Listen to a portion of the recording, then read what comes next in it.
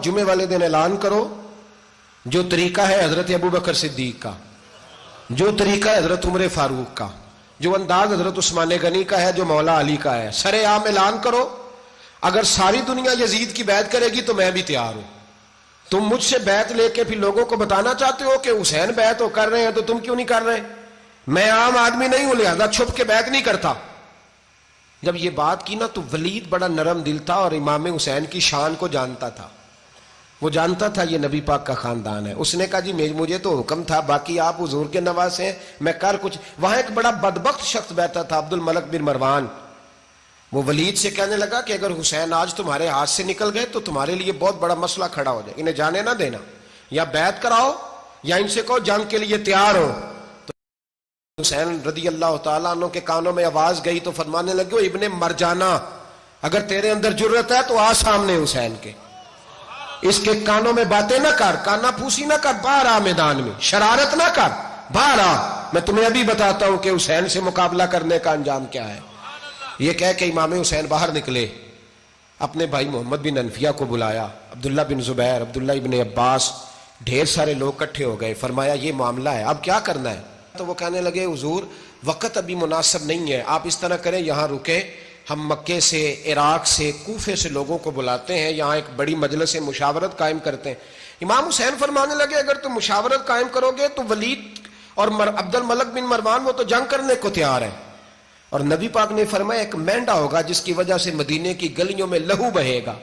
फरमाने लगे मैं वो बकरा, वो मेंढा नहीं बनना चाहता। कहा फिर आप क्या करेंगे? तो इमाम हुसैन रो पड़े, फरमाने लगे मैं मदीना छोड़ जाऊंगा लेकिन मदीने की हुर्मत पामाल नहीं होने दूंगा। इमाम अली मकाम आधी रात के वक्त निकले। सैयदा फातिमा का दरवाजा एक उस दिन था जिस दिन हजरत मौला अली कूफे चले गए और दोबारा आज ताला लगा जब इमाम हुसैन निकले। आप जन्नतुल बकी के पीछे खड़े होकर हुजूर का रोजा देखने लगे। उस वक्त गुंबद तो नहीं होता था, रोजा देखने लगे। नाना तेरे करम के खजीने की खैर हो, मैं जा रहा हूं तेरे मदीने की खैर हो। सारा खानदान ले गए, मक्के तशरीफ ले गए। हज के अय्याम करीब आने वाले थे। इमाम हुसैन ने वहां लोगों से बातें की। जब इमाम हुसैन वहां पहुंचे तो कूफे से खत आने लगे। कूफा हजरत अली का दारुल खिलाफा था, वहां आपके मुहिब्बीन, प्यार करने वाले ढेरों थे। उन्हें खत लिखे कि हुजूर आप चुप करके बैठे हुए हैं और हमारे ऊपर यजीद मुसल्लत हो गया है। आप अगर मैदान में नहीं निकलेंगे, आप नहीं आएंगे तो हम अल्लाह की बारगाह में शिकवा करेंगे कि कोई हमारी कमान करने को तैयार ही नहीं हुआ। और वो खत 1 2 3 नहीं आए, वो खत इतने थे कि 3 बोरियों में भरे थे इमाम हुसैन ने, 3 बोरियों में। अब मजबूरी हो जाती है, हक के लिए कई दफा बात करना मजबूरी होती है, अगर नहीं करेगा तो फिर इसको भी कब्र में जवाब देना पड़ेगा। इमाम अली मकाम रदी अल्लाह तआला अन्हु ने मक्के में अब लोगों को जमा किया मशवरे के लिए। हर बंदे ने कहा हुजूर वो बुला तो रहे हैं पर अपने वादों के पक्के। कहा हुजूर वो पक्के नहीं, आप ना जाएं। हर बंदे ने कहा हालात ठीक नहीं, हालात ग्राउंड रियलिटी सही नहीं। यही मशवरा आज भी हर बंदा देता है, अभी हालात नहीं। इतने खराब हालात कभी नहीं हुए थे जितने इमाम हुसैन के दौर में थे। लेकिन फरमाया मैं दीन के खिलाफ गलत हुक्मरान को मुसल्लत होने की इजाजत, बोल के बताइए, बोल के, गलत हुक्मरान को मुसल्लत होने की इजाजत मुजाहमत करूंगा, मुखालफत करूंगा। इमाम कहने लगे कोई बात नहीं, वो मेरे साथ चले ना चले लेकिन मैं कूफे जाऊंगा। वो लोग मेरे साथ खड़ा होने को तैयार है तो वो झूठ है या सच है पर मैं चलूंगा। जब इमाम अली मकाम ने इसरार फरमाया तो जो आपके करीबी सहाबा किराम की औलादें थी सारी, ये भी अब बीमारी है। कुछ लोग कहते हैं जी सहाबा नहीं साथ चले, तो मैं कहता हूं अहले बैत नबुव्वत के तो कुल अफराद 21 थे, तो 72 में बाकी औलादें किसकी थी? वो सारी सहाबा की औलादें थी। वो सारे, पता नहीं क्यों इस तरह का फलसफा बयान किया जाता है जिसमें हालात खराब हो। हजरत सैयदना इमाम अली मकाम को जब बहुत ज्यादा कहा गया ना तो इमाम हुसैन रदी अल्लाह तआला उन्होंने फरमाया चलो मैं एक काम करता हूं, मुस्लिम बिन अकील को भेजता हूं। हजरत अली के भतीजे हैं, इमाम हुसैन रदी अल्लाह तआला अन्हु के चचा के बेटे हैं, हजरत अकील के साहिबजादे मुस्लिम बिन अकील। बड़े समझदार आदमी थे, मामला फहम थे, बड़े जर्री थे। इतना जबरदस्त मशवरा कम लोग देते हैं जितना हजरत मुस्लिम बिन अकील देते थे। उनको भेजा गया कूफे। اب اس میں بڑی تفصیل ہے، وہ اپنے 2 بچے بھی لے گئے. جب وہ کوفے پہنچے نا تو کوفے پر جناب نعمان بن بشیر کی حکومت تھی، آپ گورنر تھے اور اہل بیت سے بڑی عقیدت رکھنے والے، نرم رویہ. عبید اللہ ابن زیاد کوفے کا گورنر نہیں تھا، یہ کسی اور علاقے کا تھا. جب آپ وہاں پہنچے تو نعمان بن بشیر نے دیکھا کہ حضرت مسلم بن عقیل آئے ہیں تو لوگ دوڑے ان کی بیعت کرنے، بھاگے. اتنے لوگ جمع ہوئے کہ ایک دن میں 17,000 آدمی نے بیعت کر لی. کتنے بندے جی؟ 17,000 آدمی ایک دن آیا. اب وہ جو امام مسلم بن عقیل کے وہاں نعرے لگانے والے تھے کہنے لگے حضور یہ پہلے دن کی کارکردگی ہے، 2-4 دن میں دیکھیے کیا ہوتا ہے. 2-4 دن میں کیا ہوا؟ 40,000 آدمی نے بیعت کر لی. اب وہ 40,000 بندہ تیار ہو گیا. ادھر سے جو یزید کے وفادار تھے انہوں نے خط لکھا یزید کو کہ تو نے بڑا نرم آدمی گورنر بنایا ہے اور 40,000 بندہ چلا گیا حسین کی طرف. اگر ایک دن مسلم بن عقیل اور رہے تو جو تمہارا گورنر بیٹھے ہیں نا جناب نعمان بن بشیر، ان کو گورنر ہاؤس سے نکال کے مسلم بن عقیل قبضہ کر لیں گے. تو چپ کر کے بیٹھا ہے. یزید بڑا تیز تھا، اس نے ایک آدمی گھوڑے پہ دوڑایا. عبید اللہ ابن زیاد ایک اور علاقے کا گورنر تھا پر بڑا ظالم سا بدماش تھا، بڑا سخت گیر آدمی تھا. اس کو کہا کہ تو پہلے ایک صوبے کا گورنر ہے، جا تجھے دوسرا صوبہ بھی دیا. اس طرح کار فوری طور پہ کوفے پہنچ اور جا کے مسلم بن عقیل کو گرفتار کر، جو آدمی ان کا ساتھ پھر بھی دے اسے قتل کر دے. اس نے کیا کیا؟ وہ آدھی رات کو آیا، منہ چھپایا، جبہ پہنا، لوگ سمجھے امام حسین آ گئے. بہت سارے لوگوں نے اس کے نعرے بھی لگائے. وہ چپکے سے داخل ہوا اندر اور چپکے سے داخل ہو کے اس نے سب سے پہلا کام یہ کیا کہ نعمان بن بشیر رضی اللہ عنہ کو معزول کیا، کوفے کے گورنر ہاؤس پہ قبضہ کیا. پھر اس نے اسی وقت سوئے ہوئے سرکردہ لوگ، جس طرح ایک گاؤں کا چودھری دوسرے کا محلے میں قبیلوں کے جو لوگ تھے چودھریوں کو بلایا، کچھ کو سزائیں دیں، کچھ کو سخت کہا، کچھ کو ان کے عیب گنوائے کہ وہ تمہارا فلانا مسئلہ پھر خراب کر دوں گا، بلیک میل کیا. صبح ہونے تک حالات اگر تم نے میرے قابو میں نہ کیے تو یاد رکھنا بڑا مشکل ہوتا ہے حق پہ کھڑا ہونا. بڑی چیزیں لوگوں کو یاد آتی ہیں، اللہ جانتا ہے. پہلے کچھ ہوتا ہے، بعد میں معاملہ کچھ ہوتا ہے. حضرت مسلم بن عقیل کے ساتھ جس دن عبید اللہ ابن زیاد آیا 40,000 کا لشکر تھا. اگلے دن صبح ہوئی، اگلے دن تو یہ حال ہو گیا کہ آپ جب کوفے کی جامع مسجد میں زور کی نماز کے لیے گئے تو 5-7 ہزار آدمی نماز پڑھنے آیا. اور جب مغرب کا وقت آیا تو لوگوں نے چند ہزار لوگ رہ گئے، نماز کی نیت باندھی. توجہ کرنا میری بات پہ، ایک مسئلہ بھی سمجھ میں آئے گا. لوگوں نے نماز کی نیت باندھی تو حضرت مسلم بن عقیل امامت کر رہے ہیں، ہاتھ باندھے ہوئے ہیں. تو بہت سارے لوگوں نے پیچھے ہاتھ چھوڑ دیے.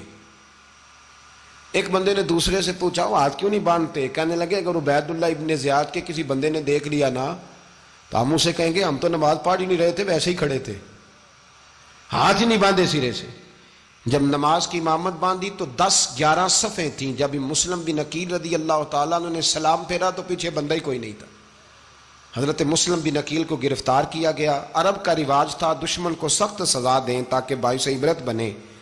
بہت اونچا مینار تھا کوفے کا گورنر ہاؤس کا، اوپر لے جا کے جناب مسلم بن عقیل کو زمین پہ گرایا گیا. اور جب وہ شہید ہو گئے تو شہید ہونے سے ایک رات پہلے وہ خط لکھ چکے تھے امام حسین کو کہ آپ آ جائیں، حالات بڑے اچھے ہیں. خط ملا تو امام حسین مکے سے کوفے کی جانب چل پڑے. امام علی مقام رضی اللہ تعالیٰ عنہ جب چل پڑے تشریف لا رہے تھے تو رستے میں فرزق شاعر ملا، بڑا محب اہل بیت تھا. رستے میں ملاقات ہوئی، اللہ اکبر. حضرت مسلم بن عقیل جب گرایا شہید ہو گئے تو پھر اس نے اس طرح کیا کہ آپ کی لاش کو لٹکا دیا چوک میں. لوگ دیکھتے تھے تو عورتیں بچوں کہتی تھی تو نے باہر نہیں نکلنا، ہم نے نہیں امام حسین کے ساتھ چلنا، بس بڑا خوف ہے، کوئی بندہ نہ باہر نکلے، کوئی نہیں ضرورت ہمیں، حالات بہتر ہوگی تو دیکھی جائے گی. آج کتنے لوگ ہیں، کتنی دیگیں پکی، کتنی نیازیں بٹی، کیا کچھ ہوا. آپ ناراض نہ ہونا، میں آپ میں سے ہوں، آپ مجھ سے ہیں، یہ بات آپ کی نہیں میری سب کی ہے. آج بھی اگر امام حسین کے نام پہ جان دینے کی باری آئے گی تو دیگیں ہی رہ جائیں گی. ناراض تو نہیں ہو گئے آپ لوگ؟ فٹافٹ مائیں کہیں گی باہر دی جانا، بالکل پتر سانو کی لگے، سارا دن کوئی ہمارے لیے. وہ پیر صاحب تو کرتے رہتے ہیں باتیں، ان کا تو کام ہے، خبردار ہم نے نہیں جانا. دیگے دینے کو سارے تیار ہیں، جانے دینے کو تیار ہونا۔ ناراض ہو گئے آپ لوگ؟ چلو کوئی نہیں، ہو جاؤ، خیر صلی اللہ ہے، بات تو ٹھیک کر رہا ہوں نا۔ حضرت امام حسین رضی اللہ تعالیٰ عنہ نے فرزق شاہ رستے میں ملا تو امام حسین کو کہنے لگا کہاں جا رہے ہیں؟ فرمایا میں کوفے جا رہا ہوں۔ کہنے لگا حضور نہ جائیے گا، لوگوں کے دل آپ کے ساتھ ہیں، تلواریں آپ کے ساتھ نہیں۔ سیدنا امام حسین رضی اللہ تعالیٰ عنہ کو آ کے کہا حضور وہ سارے کوفے والے مانتے ہیں کہ بات حسین کی ٹھیک ہے لیکن آپ کی سپورٹ نہیں کریں گے۔ اور اگلی بات فرزق نے یہ کی کہ حضور میں حضرت مسلم بن عقیل کی لاش کو لٹکی ہوئی دیکھ کے آیا ہوں کوفے کے چوک میں، بڑا ہی خوبصورت فکرہ ہے امام حسین کا۔ فرمانے لگے میرا بھائی لٹکا ہوا تھا، کہیں کسی کے آگے جھکا تو نہیں تھا؟ لٹکا ہی تھا نا، کہیں جھکا تو نہیں کسی کے آگے؟ کہا حضور نہیں۔ تو آپ فرمانے لگے اگر مسلم بن عقیل لٹک گیا تو حسین بھی لٹک جائے گا، لیکن جھکے گا۔ حضرت امام حسین تشریف لائے، بچوں سمیت آئے۔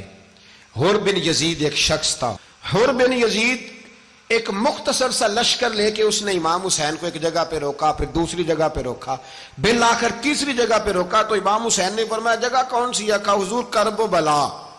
فرمایا بس یہی خیمے لگا دو، یہی۔ حضرت سیدہ زینب نے پوچھا امام حسین سے کہ سارے زمانے نے روکا ہے، ٹھیک ہے آپ حق پہ ہیں، یہ بھی سب نے کہا ہے آپ حق پہ ہیں، پر روکا بھی سب نے، آپ روکے کیوں نہیں؟ تو ابن کثیر اور ابن اسیر لکھتے ہیں کہ امام حسین رو پڑے، کہنے لگے بہن میں رک جاتا پر میں نے رات کو نانا مصطفیٰ کو خواب میں دیکھا ہے۔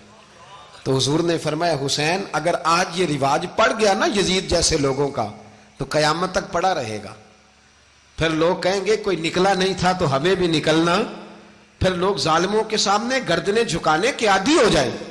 میں کہتا رہتا ہوں، کہہ رہا ہوں، کربلا کی جنگ کفر اسلام کی جنگ نہیں، کفر اسلام کی جنگ نہیں کربلا کی، کیونکہ یزید تو بڑا پکا نمازی تھا، خطبہ دیتا تھا۔ وہ تو جب امام حسین رضی اللہ تعالیٰ عنہ نے کربلا کے میدان میں جمعے کا دن تھا تو یزید کے سامنے کو بات کرنی شروع کی عمر بن سعد کے سامنے، تو عمر بن سعد کہنے لگا حسین زیادہ باتیں نہ کر، ہمارا جمعہ لیٹ ہو رہا ہے، جنگ کے لیے تیار ہو، فٹافٹ آ، اہل بیت نبوت کو قتل کریں گے اور قتل کے بعد پھر نماز پڑھیں گے اور پھر کہیں گے اللہم صلی علی محمد وعلی آل محمد، اسی نماز میں پھر درود بھی پڑھیں گے۔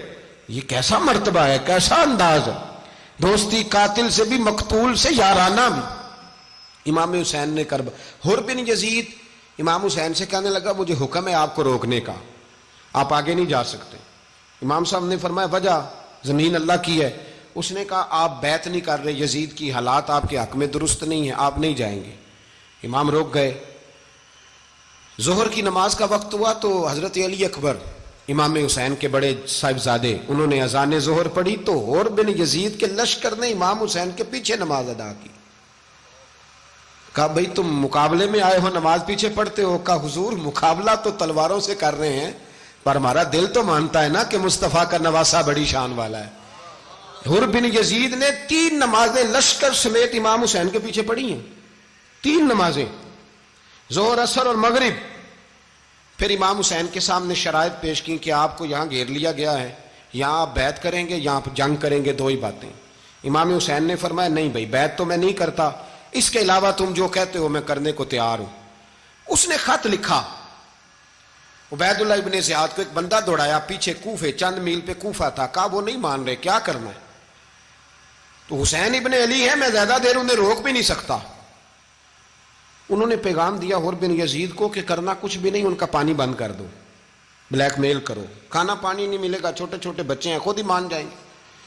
حضرت امام علی مقام کے بارے میں حر کے پاس جب یہ پیغام آیا تو حر کہنے لگا میری طبیعت نہیں مانتی حسین پر پانی بند کروں، دل نہیں مانتا۔ جب یہ لفظ کہے نا دوبارہ تو پھر عبید اللہ ابن زیاد نے عمر بن سعد کو 10,000 آدمی دے کے بھیجا، کہا حر بن یزید لچک دکھا رہا ہے حسین کے حق میں۔ ایک رے کا علاقہ تھا، بڑی وہاں فصل ہوتی تھی، لوگ کوشش کرتے تھے وہاں کا گورنر بننے کی، کوشش کرتے تھے۔ تو عبید اللہ ابن زیاد کہنے لگا تمہیں رے کی گورنری ملے گی، سب سے سرسبز و شاداب علاقہ، تمہیں وہاں کا گورنر بنایا جائے گا اگر حسین کے خلاف لڑو گے۔ یہ اتنی زبردست ہوتی ہیں گورنریاں کہ گورنریوں کے لیے لوگ نسل رسول کے خلاف بھی نکل آتے ہیں، یہ اتنی تگڑی ہوتی ہیں اتنی جلدی وفاداریاں بدلتی ہیں، وقت اتنا نہیں کہ میں مزید تفصیل میں جاؤں۔ امام حسین کو روک لیا گیا، عمر بن سعد نے روک لیا۔ یکم محرم کو امام آئے، 7 محرم تا روکا گیا، 7 محرم کو پانی بند کر دیا۔ جانور پانی پیتے تھے، گھوڑے پیتے تھے، کتے پیتے تھے، لیکن مصطفیٰ کے گھرانے کو پانی پینے کی اجازت۔ 3 دن تک پانی بند رہا۔ 9 محرم کو عمر بن سعد نے اور لوگ بلائے۔ شمر ایک بڑا سخت آدمی تھا، سنگ دل بدبخت، جس نے حضرت علی اصغر کے گلے پر تیر مارا تھا، وہ اور لشکر لے کے آیا۔ رات کو کہنے لگا امام حسین رضی اللہ تعالیٰ عنہ سے کہ بس بڑا ہو گیا، یہ 9-10 محرم کی درمیانی رات، یہاں آپ جنگ کریں گے یا آپ بیعت کریں گے، 2 ہی باتیں۔ امام حسین اندر گئے، سیدہ زینب سے مشورہ کیا، باہر آئے، فرمایا بات وہی ہے جو پہلے دن والی ہے۔ امام حسین رضی اللہ تعالیٰ عنہ نے فرمایا بھائی بیعت تو میں نہیں کرتا، باقی جو تمہارا پروگرام ہے۔ شمر اور ابن سعد کہنے لگے پھر جنگ کے لیے تیار ہو جائیں۔ کیا انداز ہے امام حسین کا، فرمانے لگے کل جنگ کروں گا، مجھے پتا تو ہے جنگ کا نتیجہ کیا نکلنا ہے، 1 رات مجھے دے دو تاکہ میں کھل کے اپنے رب کی عبادت تو کر لوں۔ حسین نے جانا ہے، مجھے پتا ہے کل رزلٹ 72 اور 22,000 کا کیا 1 رات مجھے دو، میں مالک سے راز نیاز تو کروں، میں گویا اس سے پوچھوں تو صحیح کہ مالک میرے والد بھی شہید ہیں، بھائی بھی شہید ہیں، نانا کو بھی دکھوں میں دیکھا ہے، تو اب میری باری ہے تو مالک میں حاضر ہوں، مجھے موقع تو دو، اس لیے کہ میرے نانا نے بدر میں بھی ساری رات عبادت کی تھی، صبح مجھے موقع دو۔ اور دنیا کا اصول ہے جب کوئی موقع مانگتا ہے تو دیا جاتا ہے۔ یہ دونوں کہنے لگے کوئی موقع نہیں۔ حر بن یزید پیچھے سے بولا، کہنے لگا نہیں، بدتمیزی نہ کرو، حسین کو موقع دو، تمہیں دینا پڑے گا۔ موقع دیا۔ حر بن یزید نے پھر منت کی، کہا حضور آپ مہربانی کریں مان جائیں۔ فرمایا ماننے والا کھاتا کوئی نہیں، یہ بڑا مشکل کام ہے بھائی، ضمیر کا سودا اب تو عام ہو گیا، بازار لگتے ہیں، ریٹ لگتے ہیں، اپنی اپنی چاہتوں پہ لوگوں نے اپنے اپنے انداز سجائے ہوئے۔ کوئی آدمی بس اچھے طریقے سے نام لے لے تو بس ہم اس کے پیچھے چل جاتے ہیں، اب تو عام ہو گیا یہ معاملہ۔ امام حسین نے فرمایا ہو ہی نہیں سکتا، ممکن ہی نہیں ہے۔ ساری رات عبادت میں گزری، ریاضت میں گزری، تہجد کا وقت ہوا تو گھر والوں کو بلایا، فرمایا دیکھنا تمہاری سی کی آواز نہ باہر آئے، خبردار سی کی آواز نہ آئے۔ اور امام زین العابدین سے فرمایا تو بیمار ہے، تو جہاد نہیں کرے گا، لیکن خیال رکھنا پیچھے۔ اور بڑی قیمتی بات بتا رہا ہوں، ہماری بیویاں کسی کے گھر میت ہو جائے تو 4 دن بخار نہیں اترتا۔ امام علی مقام نے سیدہ زینب سے فرمایا تو بڑی ہے، میری بہن ہے، پیچھے سارے بچے ہیں، جوان ہیں، ان کے حوصلے تیری ذمہ داری ہیں۔ صبح جنگ کا طبل بجنے لگا، فجر کی نماز پڑھی، سورج چڑھا، 10 محرم کا دن، جمعے کا وقت، جناب سیدنا امام حسین رضی اللہ تعالیٰ عنہ نے ریت پر سجدے کیے، لمبے سجدے، لمبی نماز۔ سورۃ الشمس کی آیات دوسری رکعت میں پڑھی تو سارا کربلا گونجنے لگا۔ کیا انداز تکلم تھا امام علی مقام کا۔ نماز مکمل ہوئی تو حر بن یزید، عمر بن سعد اور شیمر سے کہنے لگے واقعی حسین سے لڑو گے؟ پتہ نہیں کون ہے۔ قل لا اسألکم علیہ اجرا، تم نے نہیں پڑھا، الا المودۃ فی القربى، تمہاری آنکھیں بند ہیں، الحسن والحسین سید الشباب اہل جنہ، تمہیں نہیں پتا؟ کہنے لگا چپ کر، حکومت نظر آ رہی ہے۔ اور بن یزید کہنے لگے پھر میرا بھی فیصلہ سنو، مجھے حکومت نہیں چاہیے، مجھے جنت چاہیے، حکومت نہیں چاہیے۔ امام حسین کی پہلی فتح دیکھیں، اور بن یزید ایڑی لگا کے نا یزید کے لشکر سے نکل کے امام حسین کے لشکر میں شامل ہو گیا، اور پہلا شخص جس نے امام حسین کو روکا، امام حسین کے نام پر پہلا سر بھی اسی شخص نے کٹایا ہے۔ لیکن یزید کی قبر پہ لعنت بھی کوئی نہیں برساتا، اس کا محل تھا بہت بڑا، لیکن جب لوگ کربلا میں امام حسین کو سلام کرنے جاتے ہیں تو قدموں میں حر بن یزید کا مزار بھی بنا ہوا ہے، اس کو بھی سلامی دی جاتی ہے۔ اور اب ہم اکیلا حر بن یزید نہیں کہتے، ہم کہتے ہیں حر بن یزید رضی اللہ تعالیٰ۔ اب ہم اتنی تعظیم کرتے ہیں اس حر کی۔ جناب امام حسین کو میدان میں کھڑا کیا گیا، جہاد کا طبل بجا، پہلے خدام آئے، اور سن لو آج وہ پتہ نہیں بازاری سے لوگ چڑھ گئے اسٹیجوں پہ، بازاری سے، نہ چہرے پہ داڑھی ہے، نہ سر پہ کوئی کپڑا ہے، بازاری لوگ ہیں، بھاگ رہے ہیں، بازو چڑھائے ہوئے ہیں، بٹن کھولے ہوئے ہیں، تماشا بنا دیا. سننے والوں کا بھی اللہ ہی حافظ ہے. وہ سٹیج پہ یہ اہل بیت کی شان بیان کرتا ہے, بھاگ کے ادھر جاتا ہے. یہ کوئی طریقہ ہے؟ سننے والوں کا بھی عجیب انداز ہے, ہر بندے کو سننے بیٹھ جاتے ہیں. دین مہذب ہے, تہذیب والا ہے, دلائل رکھتا ہے, دین وقار رکھتا ہے. ایسے لوگ اب دین بیان کریں گے؟ حضرت سیدنا امام حسین رضی اللہ تعالیٰ عنہ صبح جب جہاد کا وقت آیا, پتہ ہے کون کون تھے کربلا میں؟ امام حسین کے ساتھ امام حسین کے 4 بھائی تھے کربلا میں. کتنے؟ بول کے بتائیں. حضرت علی کے 4 بیٹے, عباس بن علی, جن کو حضرت عباس کہا جاتا ہے نا, علمدار, یہ حضرت علی کی دوسری زوجہ میں سے. عباس بن علی بھی تھے اور ابو بکر بن علی بھی تھے, عمر بن علی بھی تھے, عثمان بن, یہ حضرت علی کے بچوں کے نام ہیں. یہ آپ کے شہزادے امام حسین کے ساتھ شہید ہوئے. ان کا نام صرف اس لیے نہیں لیا جاتا کہ ان کا نام خلفائے ثلاثہ کے نام پہ, حضرت علی نے اپنے یاروں کے نام پہ رکھا ہے, تو تم نے کربلا کے میدان سے خارج کر دیا. یہ تینوں شہزادے حضرت جناب سیدنا امام حسین کے ساتھ تھے, یہ بھی شہید ہوئے. حضرت جناب زینب امام حسین کی سگی بہن ہے, ان کے 2 بچے تھے, اون و محمد. جب امام حسین میدان میں جانے لگے تو جناب زینب بچوں سے کہنے لگی, نہ پہلے بھائی نہیں جائے گا, پہلے بھانجے جائیں گے. 2 بچے شہید ہوئے. حضرت قاسم بن حسن امام حسن کے بیٹے تھے, وہ جب میدان میں جانے لگے تو امام حسین نے کہا, نہیں بھائی تو نہیں جائے گا, تو میرے بھائی کی نشانی ہے, میں جاؤں گا. تو حضرت قاسم بن حسن نے ایک تعویذ کھول کے دیا, کہ ابا جی میرے والد نے کہا تھا جب بڑی مشکل آ جائے تو تعویذ کھول کے دیکھنا.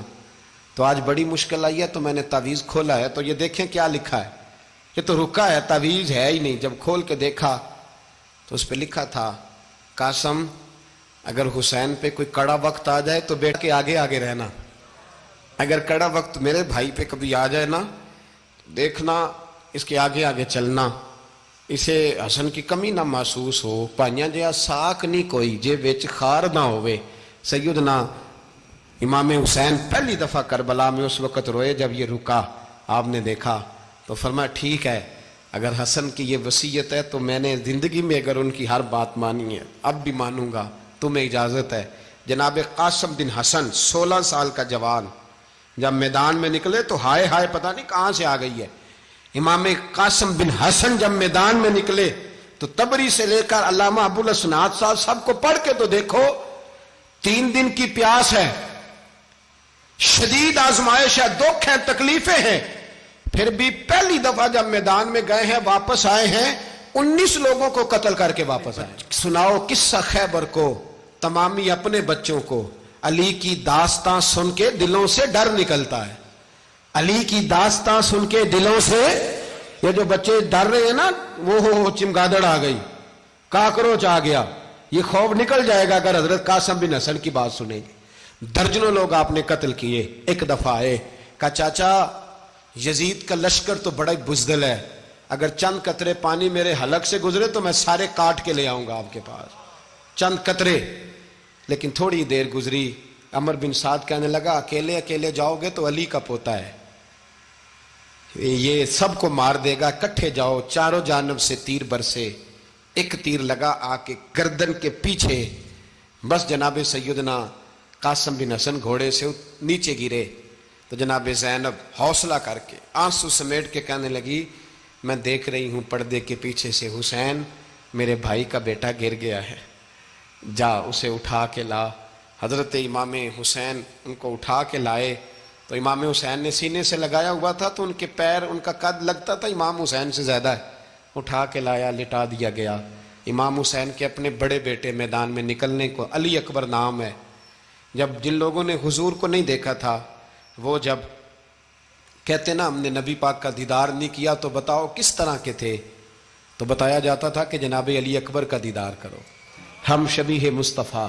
اور جب وہ گلیوں میں نکلتے تھے تو عورتیں چھتوں پہ چڑھ جاتی. جناب علی اکبر رضی اللہ تعالیٰ عنہ تلوار لے کے میدان میں نکلے, جوان بیٹے دینے بڑے مشکل. او یارو رٹا کیا ہے یہ تو بتاؤ, کہ ظالم آدمی حکمران, یار یہ رٹا ہے, ایک ظالم کا رستہ روکنا ہے, اس رٹے کے لیے ہم شبیہ مصطفیٰ جناب سیدنا امام علی اکبر میدان میں نکلے، بڑے لوگ مارے، بڑے، پھر ایک تیر ان کے بھی گلے میں لگا، اور جب وہ گرے نا زمین پہ تو حضرت امام حسین دوڑ کے آئے، دوڑ کے، اور جب تشریف لائے تو ان کے گلے سے تیر کھینچا تو ایک جملہ لکھا ہے صاحب تبری نے، اس نے حد کر دی، کہنے لگے تیر کھینچا تو امام حسین کی آنکھوں میں آنسو آئے، کہنے لگے کاش جناب ابراہیم آج میرے سامنے ہوتے تو میں انہیں کہتا کہ آپ نے تو بیٹا ذبح کرتے وقت آنکھوں پہ پٹی باندھی تھی، دیکھو میں کھلی آنکھوں سے بچے ذبح کر رہا ہوں، کھلی آنکھوں،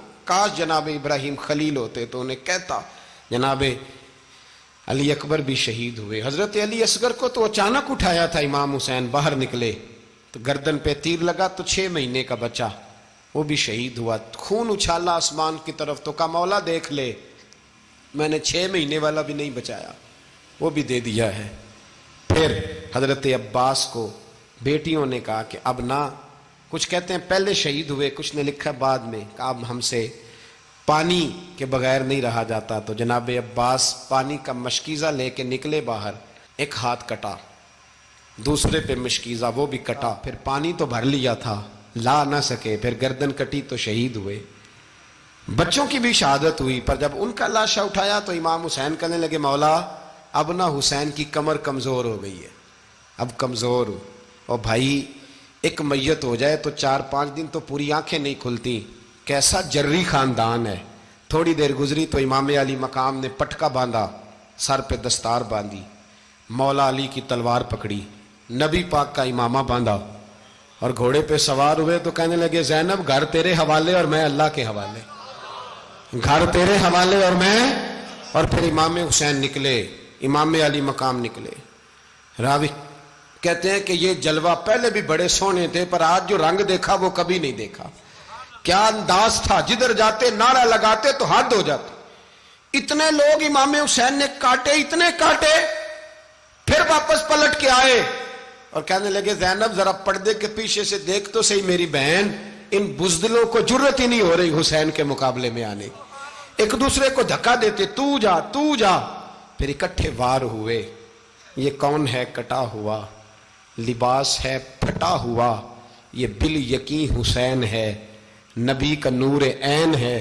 پھر چاروں جانب سے تیر برسے تو امام علی مقام چونکہ نماز کا وقت ہو گیا تھا، اترے گھوڑے سے، خون بہ رہا تھا، گرم ترین ریت سے تیمم کیا، سر سجدے میں رکھا، اور جب شمر آپ کی گردن کاٹنے لگا تو کہنے لگے ٹھہر جا ذرا رب سے ایک بات کر لینے دے، اور پھر بولے امام حسین، کہنے لگے مالک تو اب بتا کہ حسین سے راضی ہے کہ ناراض ہے، تو بتا۔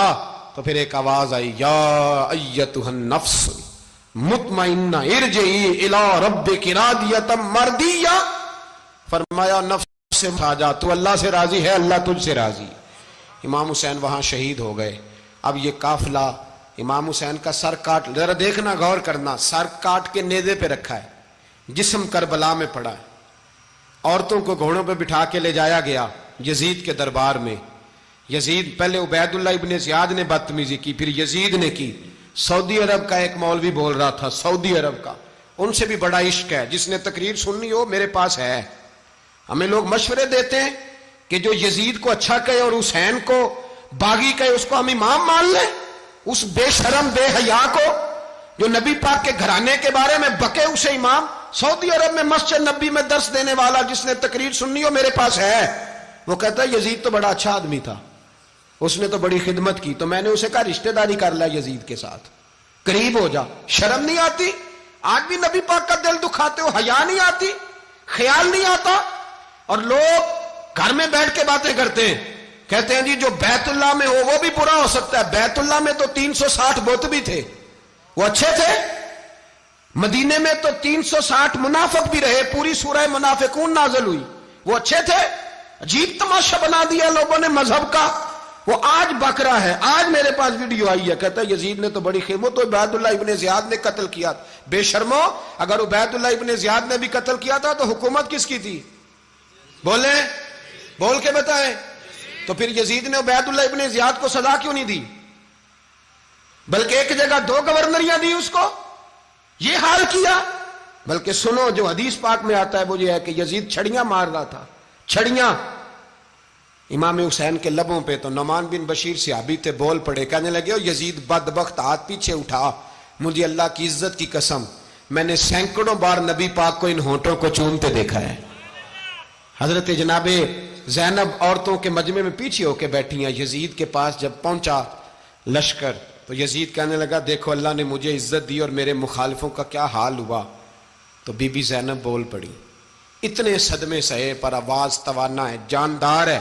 حضرت سیدہ زینب نے جب سنا نا کہ یہ کہہ رہا ہے کہ مجھے اللہ نے عزت دی، تو جناب زینب بولی، نعمان بن بشیر کہتے ہیں بی بی بولی، اتنے صدمے ہیں پر جناب زینب بولی اللہ اکبر، اس انداز میں بولی کہ پہلے قرآن مجید کی آیت پڑھی، کہنے لگی وَتُعِزُّ مَن تَشَاءُ وَتُذِلُّ مَن تَشَاءُ بِيَدِكَ الْخَيْرُ إِنَّكَ عَلَىٰ كُلِّ شَيْءٍ قَدِيرٌ۔ اور پھر کہنے لگی یزید تو بکتا ہے، کہتا ہے کہ تو عزت والا ہو گیا، یہ تیری حکومت ہے، 4 دن گزرنے دے، تجھ پہ کوئی لعنت بھی نہیں برسائے گا، اور میرے بھائی کا قیامت تک ممبروں میں اور خطبوں میں ذکر ہوا کرے گا، وقت گزرنے دے۔ جب جناب بی بی زینب بول رہی تھی تو حضور کے ایک نابینا صحابی پاس بیٹھے تھے، جناب نعمان بن بشیر کا ہاتھ ہلایا، ہلا کے کہنے لگے کیا علی آ گئے؟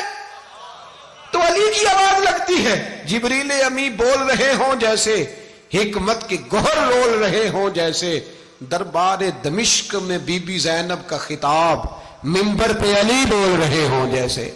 میرے بھائی بس کربلا والا قافلہ تو مدینے پہنچ گیا، 3 سال یزید نے حکومت کی، شرابیں عام ہو گئیں، مکے پہ حملہ ہوا، خانہ کعبہ کا غلاف جلا، مدینے پہ اس نے حملہ کیا، 3 دن مسجد نبوی میں اس نے گھوڑے باندھے، مسجد نبوی میں صحابہ کو نکال کے اپنا اس نے امام مقرر کیا، لیکن پھر امت نے اسے قبول نہ کیا، پھر وہ رسوا ہوا اور آج تک وہ رسوا ہے، لیکن امام حسین کا نام کل بھی زندہ تھا اور آج بھی۔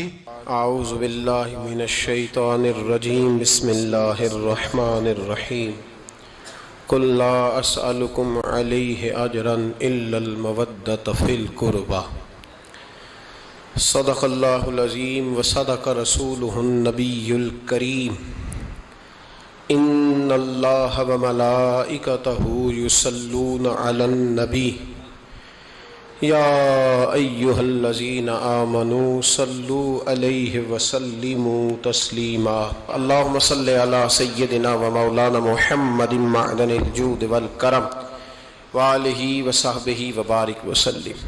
تمام تعریفیں اللہ تعالیٰ جل مجدہ الکریم کے لیے، ہر قسم کے درود و سلام نبی رحمت سید عالم صلی اللہ علیہ وسلم کی ذات والا صفات کے لیے حمد و صلات کے بعد، واقعات کرب و بلا کے پس منظر میں کچھ باتیں، کربلا سے حاصل ہونے والے اسباق کے کچھ پہلو، عنوان گفتگو رہیں گے اہل بیت کا پیار فرائض دین میں سے ہے، صحابہ کی محبت فرائض دین میں سے ہے، جس طرح نماز پڑھنا فرض ہے، روزہ رکھنا فرض ہے، حج کرنا فرض ہے، زکوٰۃ دینا فرض ہے، استطاعت ہو تو حج کرنا فرض ہے، اسی طرح ابو بکر صدیق سے پیار کرنا بھی فرض ہے، جناب عمر سے محبت کرنا بھی فرض ہے، حضرت عثمان کی عقیدت بھی فرض ہے، اور نبی پاک نے فرمایا علی سے پیار کرنے والا مومن ہے، اور فرمایا بغض علی نفاق، اس کے سینے میں علی کا بغض ہو وہ منافق ہے، وہ منافق ہے، جس کو نبی پاک منافق کہے منافق ہے کہ نہیں؟ ذکر علی عبادہ، النظر الی وجہ علی عبادہ، فرمایا علی کا چہرہ دیکھنا بھی عبادت ہے اور ان کا ذکر کرتے رہنا بھی عبادت ہے۔ اسلام صرف اخلاقیات کا مذہب نہیں، اخلاق، مسلمان کا اخلاق یہ اس کا پھل ہے، یہ اس کا پتے ہیں، پھول ہیں، لیکن نبی پاک کی غلامی، حضور کی محبت، صحابہ اور اہل بیت کا احترام یہ ایمان کی جڑ ہے۔